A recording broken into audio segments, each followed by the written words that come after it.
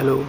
First of all एक चीज़ याद रखनी है कि आज जब प्रिपरेशन करते हैं यूपीएससी की और पीसीएस की, तो उसमें सिलेबस क्या है, आप सिलेबस के अराउंड अपनी प्रिपरेशन करिए। क्योंकि सिलेबस इम्पॉर्टेंट हो जाता है। आप सिलेबस को ऐसा नहीं कि आपको सिलेबस आपने एक बार पढ़ लिया हो गया। आपको सिलेबस याद रखना है। एटलीस्ट जब आप कोई जैसे न्यूज़पेपर पढ़ रहे हैं, उसका वेटेज मैं बताता हूँ कैसे मिलेगा।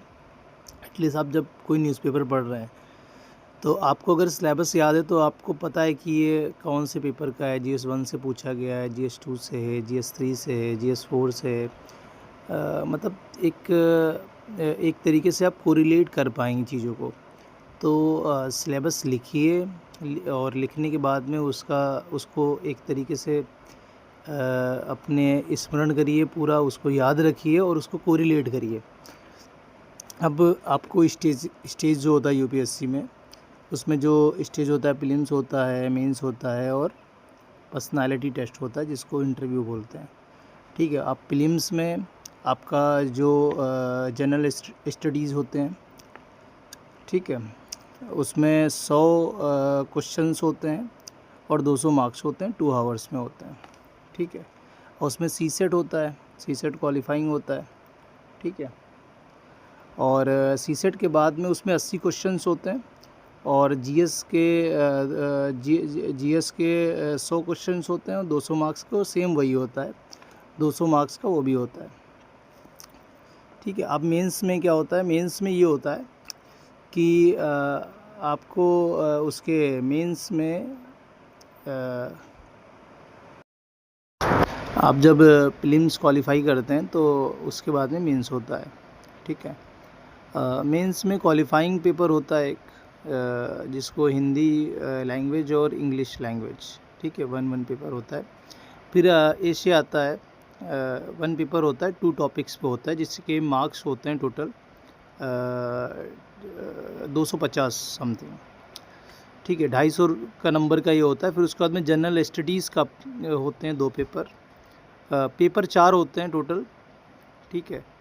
और 4 पेपर में ये 250 नंबर के होते हैं, तो वो हो जाते हैं 1000 समथिंग। ठीक है। फिर ऑप्शनल होता है जीएस 1, जीएस 2, जीएस 3 समथिंग। फिर ऑप्शनल होता है। ऑप्शनल में 2 पेपर होते हैं, 250 के होते हैं, 500 नंबर के होते हैं।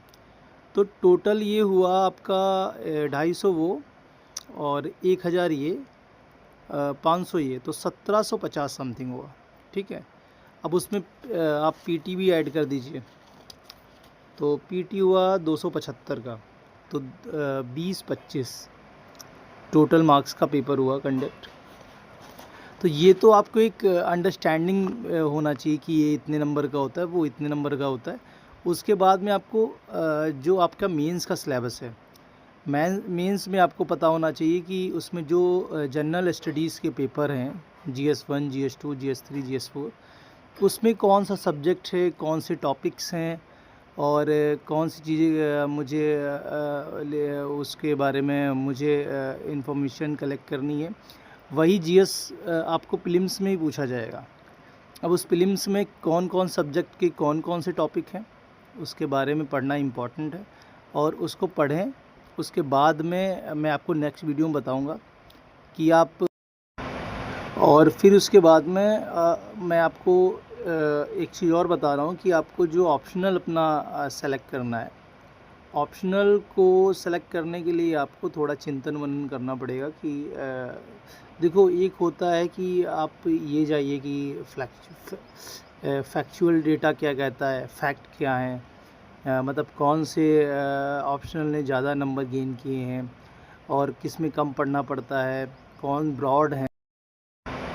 और फिर उसके बाद में मैं आपको एक चीज़ और बता रहा हूँ कि आपको जो ऑप्शनल अपना सेलेक्ट करना है, ऑप्शनल को सेलेक्ट करने के लिए आपको थोड़ा चिंतन मनन करना पड़ेगा कि देखो, एक होता है कि आप ये जाइए कि फैक्चुअल डेटा क्या कहता है, फैक्ट क्या है, मतलब कौन से ऑप्शनल ने ज़्यादा नंबर गेन किए हैं और किस में कम पढ़ना पड़ता है, कौन ब्रॉड हैं।